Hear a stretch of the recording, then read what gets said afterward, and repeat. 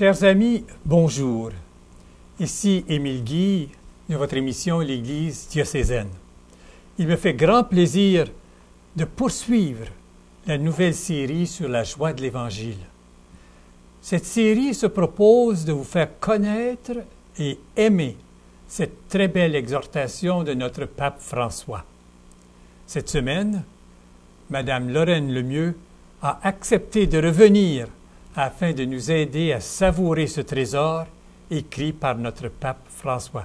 Bonjour Lorraine. Bonjour, il me semble qu'il n'y a pas longtemps qu'on s'est vus. C'est vrai, il y a une semaine. Et nous avons vu que c'est une lettre à lire et à relire. Une invitation du pape à tous les chrétiens. Il nous invite à vivre dans la joie et à la communiquer. Celui qui va nous aider, c'est Jésus que nous devons de rencontrer personnellement tous les jours. C'est avec Jésus et nous ne sommes jamais seuls. Passons donc à la deuxième partie de la présentation du pape qui s'intitule « La douce et réconfortante joie d'évangéliser ». Le prochain paragraphe, nous avons tout simplement à le savourer pendant que je le lis. Le bien tend toujours à se communiquer. Chaque expérience authentique de vérité et de beauté cherche par elle-même son expansion. Et chaque personne qui vit une profonde libération acquiert une plus grande sensibilité devant les besoins des autres. Lorsqu'on le communique, le bien s'enracine et se développe. C'est pourquoi celui qui désire vivre avec dignité et plénitude n'a pas d'autre voie que de reconnaître l'autre et chercher son bien. Il nous est proposé de vivre à un niveau supérieur et pas pour autant avec une intensité moindre. La vie augmente quand elle est donnée et elle s'affaiblit dans l'isolement et l'aisance. De fait, ceux qui tirent le plus de profit de la vie sont ceux qui mettent la sécurité de côté et se passionnent pour la mission de communiquer la vie aux autres. Oui, la vie augmente quand elle est donnée. Nous n'avons qu'à penser à nos célébrations, aux fêtes que nous organisons. Ce sont des fêtes, ce sont des rencontres où la vie et la joie règnent. Quand je suis seul dans mon appartement, il y a bien moins de vie et parfois, je tombe endormi en lisant.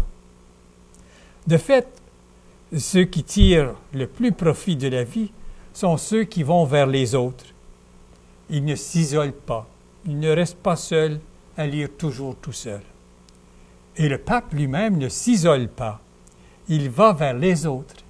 Il se passionne pour communiquer la vie aux autres. Quand l'Église appelle à l'engagement évangélisateur, elle ne fait rien d'autre que d'indiquer aux chrétiens le vrai dynamisme de la réalisation personnelle. Nous découvrons ainsi une autre loi profonde de la réalité, que la vie s'obtient et se mûrit dans la mesure où elle est livrée pour donner la vie aux autres. C'est cela finalement la mission. Et la vie s'obtient et se mûrit dans la mesure où elle est livrée pour donner la vie aux autres. Nous n'avons qu'à penser à nos mamans, ou à toutes les mamans. Elles donnent la vie lors de l'accouchement. Que de joie, que de vie. Quand deux personnes se rencontrent, que de vie. Et le pape continue en écrivant « Un évangélisateur ne devrait pas avoir constamment une tête d'enterrement. » Retrouvons et augmentons la ferveur, la douce et réconfortante joie d'évangéliser, même lorsque c'est dans les larmes qu'il faut semer. Que le monde de notre temps qui cherche tantôt dans l'angoisse, tantôt dans l'espérance, puisse recevoir la bonne nouvelle, non d'évangélisateurs tristes et découragés, impatients ou anxieux, mais de ministres de l'Évangile dont la vie rayonne de ferveur et qui ont les premiers reçu en eux la joie du Christ. Et continue la lecture, s'il vous plaît. Le pape écrit: une annonce renouvelée donne aux croyants, même à ceux qui sont tièdes ou qui ne pratiquent pas, une nouvelle joie dans la foi. Le Dieu qui a manifesté son amour immense dans le Christ, mort et ressuscité, il rend ses fidèles toujours nouveaux, bien qu'ils soient anciens. Le Christ est la bonne nouvelle éternelle, et il est le même hier et aujourd'hui et pour les siècles. Mais sa richesse et sa beauté sont inépuisables. Il est toujours jeune et source constante de nouveauté. Et dans ces phrases, il est question de nouveauté. Une annonce renouvelée donne une nouvelle joie dans la foi à tous les croyants, même à ceux qui sont tièdes ou qui ne pratiquent pas. Le cœur de tout, c'est Dieu. Dieu qui a manifesté son amour immense dans le Christ mort et ressuscité. Dieu rend ses fidèles toujours nouveaux, même s'ils sont anciens. Leur force se renouvelle. Ils déploient leurs ailes comme des aigles. Ils courent sans s'épuiser. Ils marchent sans se fatiguer. Le Christ est la bonne nouvelle éternelle et il est le même hier et aujourd'hui et pour les siècles. Mais sa richesse et sa beauté sont inépuisables. Il est toujours jeune et source constante de nouveautés. Et le pape continue à écrire: l'Église ne cesse pas de s'émerveiller de l'abîme de la richesse, de la sagesse et de la science de Dieu. Jean de la Croix disait: cette épaisseur de sagesse et de sens de Dieu est si profonde et immense que bien que l'âme en connaisse quelque chose, elle peut pénétrer toujours plus en elle. Ou encore, comme l'affirmait saint Irénée, dans sa venue, le Christ a porté avec lui toute nouveauté. Il peut toujours, avec sa nouveauté, renouveler notre vie et notre communauté. Et même si la proposition chrétienne traverse des époques d'obscurité et de faiblesse ecclésiale, elle ne vieillit jamais. Jésus-Christ peut aussi rompre les schémas ennuyeux dans lesquels nous prétendons l'enfermer. Et il nous surprend avec sa constante créativité divine. Chaque fois que nous cherchons à revenir à la source pour récupérer la fraîcheur originale de l'Évangile, surgissent de nouvelles voies, des méthodes créatives, d'autres formes d'expression, des signes plus éloquents, des paroles chargées de sens renouvelés pour le monde d'aujourd'hui. En réalité, toute action évangélisatrice authentique est toujours nouvelle. Et dans cet extrait, le pape nous présente la venue du Christ comme étant toujours nouvelle. Le Christ peut renouveler notre vie et notre communauté. Il est source de vie. Il est la source. Et de la source jaillit toujours de l'eau très pure qui donne vie. Dans le prochain paragraphe, je ressors seulement les phrases qui m'ont vraiment inspirée. Jésus est le tout premier et le plus grand évangélisateur. Dans toute forme d'évangélisation, la primauté revient toujours à Dieu, qui a voulu nous appeler à collaborer avec lui et nous stimuler avec la force de son esprit. Et le pape continue: dans toute la vie de l'Église, on doit toujours manifester que l'initiative vient de Dieu, que c'est lui qui nous a aimés le premier, et que c'est Dieu seul qui donne la croissance. Cette conviction nous permet de conserver la joie devant une mission aussi exigeante qui est un défi prenant notre vie dans sa totalité. Elle nous demande tout, mais en même temps, elle nous offre tout. Je suis tellement heureuse d'entendre ces paroles, car je suis capable de collaborer avec Dieu et savoir que c'est lui à qui revient la première tâche d'évangéliser en tout. Et c'est Dieu qui nous choisit. Il choisit souvent le plus petit, le plus humble, et il le rend capable. Il a choisi Pierre.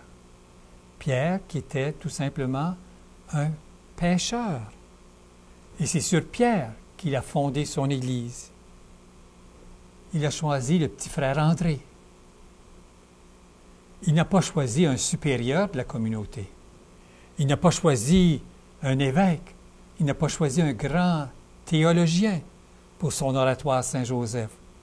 Il a choisi celui qui avait la difficulté même à écrire. Quand il est entré dans sa communauté, et on l'a mis à la porte parce qu'il est devenu portier, parce qu'il ne savait pas faire grand-chose. Alors, Jésus ou Dieu l'a rendu capable de devenir un saint que l'Église du monde entier peut admirer et essayer d'imiter. On pourrait penser à tant d'autres personnes, des petits que Dieu a choisis. Présentement, je pense à Sainte Bernadette, Lourdes. Il a choisi une petite fille qui ne comprenait même pas ce que c'était Immaculée Conception. Et c'est elle qui a été choisie pour permettre à l'Église de reconnaître le grand dogme de l'Immaculée Conception. Et on peut aller à Lourdes, puis il y a tellement de gens qui vont à Lourdes, et cette œuvre-là a été bâtie sur une petite fille que le pape a choisie. On pourrait voir tellement d'autres occasions où Dieu choisit des personnes qu'on ne choisirait pas nous, mais Dieu les rend capables. Et ça, c'est important de s'en souvenir. Dans le prochain paragraphe, nous lisons « Nous ne devrions pas non plus comprendre la nouveauté de cette mission comme un déracinement, comme un oubli de l'histoire vivante qui nous accueille et nous pousse en avant. La mémoire est une dimension de notre foi. Jésus nous laisse l'Eucharistie comme mémoire quotidienne de l'Église qui nous introduit toujours plus dans la Pâque. La joie évangélisatrice brille toujours sur le fond de la mémoire reconnaissante. C'est une grâce que nous avons besoin de demander. Avec Jésus, la mémoire nous montre une véritable multitude de témoins. Parmi eux, on distingue quelques personnes qui ont pesé de façon spéciale pour faire germer notre joie croyante. Le pape nous invite à reconnaître l'importance de notre histoire, de notre vie, de notre vécu. C'est pourquoi Jésus nous a laissé l'Eucharistie pour qu'on puisse se rappeler de lui de façon tangible, pour qu'on puisse se rappeler qu'il est toujours présent et vivant dans notre vie, même aujourd'hui. Et puis, il nous invite aussi à penser aux personnes qui nous ont fait entendre la parole de Dieu dans notre vie, comme mon frère Alfred et mes parents. Et les apôtres n'ont jamais oublié le moment où Jésus a touché leur cœur. Et nous, Jésus passe par ceux que nous rencontrons, nos êtres chers, comme ton cher frère Alfred, tes parents. Dans nos petits groupes de debout, il était question de notre incapacité d'intéresser nos enfants et nos petits-enfants à participer régulièrement à l'Eucharistie. Je leur ai dit, c'est vrai, c'est très difficile d'encourager les autres à venir à la messe. Mais nous, les personnes âgées, et surtout ceux qui ne peuvent pas se rendre à la messe seuls, ils ont des enfants, des petits-enfants, ils peuvent leur dire, « Moi, j'aimerais bien ça, aller à la messe. Peux-tu m'y conduire? » Alors, maintenant, ce sont les personnes âgées qui se font conduire à la messe par leurs enfants ou leurs petits-enfants. Et la semaine suivante, à la messe de la fin de semaine, j'ai vu une des personnes âgées de la résidence Westmount avec son fils. Et c'est son fils qui le conduisait, qui l'aidait à marcher quand il est allé communier, quand il est revenu de la communion. Alors, les personnes âgées ne peuvent pas dire aux autres quoi faire, mais ils peuvent leur demander de les aider. Et de cette façon-là, ils peuvent les aider à venir à la messe. Et même souvent, je leur dis, vous voulez amener vos enfants à la messe? Assurez-vous que vos funérailles soient à l'église. Et tout le monde sera là. Alors, vous allez amener tout le monde à l'église si les funérailles se font à l'église. Alors, ne faites pas comme tant de personnes qui disent « Oh, ça ne vaut pas la peine, pas besoin de visite, pas besoin de funérailles. » Passons à la troisième partie. En lisant le prochain paragraphe, il y a certaines phrases que j'ai bien aimées. La nouvelle évangélisation appelle chacun et se réalise fondamentalement dans 3 domaines. Le domaine de la pastorale ordinaire, animé par le feu de l'Esprit pour embrasser les cœurs des fidèles qui fréquentent régulièrement la communauté et qui se rassemblent le jour du Seigneur pour se nourrir de la parole et du pain de la vie éternelle. Les fidèles qui conservent une foi catholique intense et sincère, bien qu'ils ne participent pas fréquemment au culte. En second lieu, rappelons-nous le domaine des personnes baptisées qui pourtant ne vivent pas les exigences du baptême, qui n'ont pas une appartenance du cœur à l'Église et ne font plus l'expérience de la consolation de la foi. L'Église, en mère toujours attentive, s'engage pour qu'elles vivent une conversion qui leur restitue la joie de la foi et le désir de s'engager dans l'Évangile. L'évangélisation est essentiellement liée à la proclamation de l'Évangile à ceux qui ne connaissent pas Jésus-Christ et l'ont toujours refusé. Beaucoup d'entre eux cherchent Dieu secrètement. Tous ont le droit de recevoir l'Évangile. L'Église ne grandit pas par prosélytisme, mais par attraction. Le pape François ici inclut tout le monde, sans exception, dans la nouvelle évangélisation. Comme il a si bien dit, « Qui sommes-nous pour juger? » Et quand tu dis évangéliser tout le monde, le pape ne nous limite pas à ceux qui sont présents à la messe le dimanche. Le pape cite Saint Jean-Paul II dans le paragraphe suivant, s'il vous plaît. Oui, justement, il dit, Jean-Paul II nous a invités à reconnaître qu'il est nécessaire de rester tendu vers l'annonce à ceux qui se sont éloignés du Christ, car telle est la tâche première de l'Église. L'activité missionnaire représente aujourd'hui encore le plus grand des défis pour l'Église et la cause missionnaire doit avoir la première place. Et de plus, dans la lettre, on lit, « Dans cette ligne, les évêques latino-américains ont affirmé que nous ne pouvons plus rester impassibles dans une attente passive à l'intérieur de nos églises et qu'il est nécessaire de passer d'une pastorale de simple conservation à une pastorale vraiment missionnaire. Cette tâche continue d'être la source des plus grandes joies pour l'Église. Il y aura plus de joie dans le ciel pour un seul pécheur qui se repent que pour 99 justes qui n'ont pas besoin de repentir. » Dans un de mes petits groupes de debout, nous avons rappelé la difficulté de présenter Jésus à celui qui ne veut pas en entendre parler. Dans une de ses homélies, notre curé nous avait raconté qu'on lui avait demandé d'aller visiter tel malade mourant à l'hôpital. Et ce malade a refusé de le recevoir, de recevoir le prêtre, et il est décédé quelque temps après.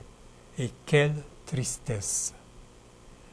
Mais quelles sont les propositions et les limites de l'exhortation? Le pape écrit dans sa lettre, « J'ai accepté avec plaisir l'invitation des papes synodaux à rédiger la présente exhortation. En le faisant, je recueille la richesse des travaux du synode.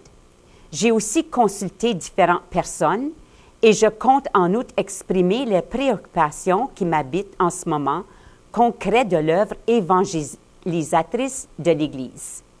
Et le pape écrit bien qu'il va traiter des préoccupations qui l'habitent. Dans cette lettre, il a renoncé à traiter les innombrables questions qui nous préoccupent tous, mais repassons ensemble les thèmes choisis par le pape. Dans la lettre, le pape écrit « Ici, j'ai choisi de proposer quelques lignes qui puissent encourager et orienter dans toute l'Église une nouvelle étape évangélisatrice pleine de ferveur et de dynamisme. » Il mentionne sept thèmes qu'il aimerait s'arrêter. La réforme de l'Église en sortie missionnaire, les tentations des agents pastoraux, l'Église comprise comme la totalité du peuple de Dieu qui évangélise, l'homélie et sa préparation, l'insertion sociale des pauvres, la paix et le dialogue social, les motivations spirituelles pour la tâche missionnaire. Et le pape écrit « Nous pouvons accueillir dans notre travail quotidien l'exhortation de la parole de Dieu. Réjouissez-vous sans cesse dans le Seigneur. Je le dis encore, réjouissez-vous. » Et maintenant, comment est-ce qu'on peut obtenir ce texte à l'ordinateur?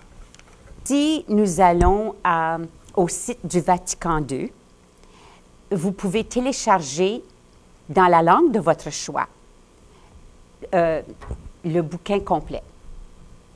Et à la librairie du centre, située près de la caisse La Salle, au Nouveau Sudbury, on se fera un plaisir de vous vendre une version de la joie de l'Évangile. Ici, j'aimerais ajouter que vous devriez peut-être téléphoner d'avance pour qu'on puisse commander le livre pour qu'il soit là quand vous allez le chercher. Et Lorraine, je te remercie beaucoup d'avoir accepté de faire une deuxième émission. Et chers vous tous et toutes, j'espère que ces deux émissions de notre série vous ont donné le goût de lire cette belle lettre du pape. Je puis vous assurer que l'Église diocésaine vous prépare une série enrichissante afin de vous aider à savourer ce trésor du pape François. Et j'aime bien répéter cette parole de Saint Paul, citée par le pape.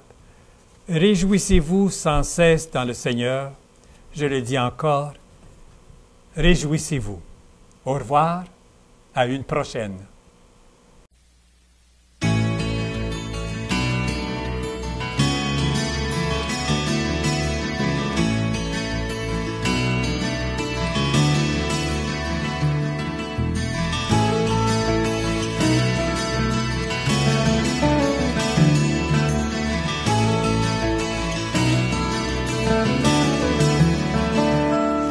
Ensemble, il me semble, on pourrait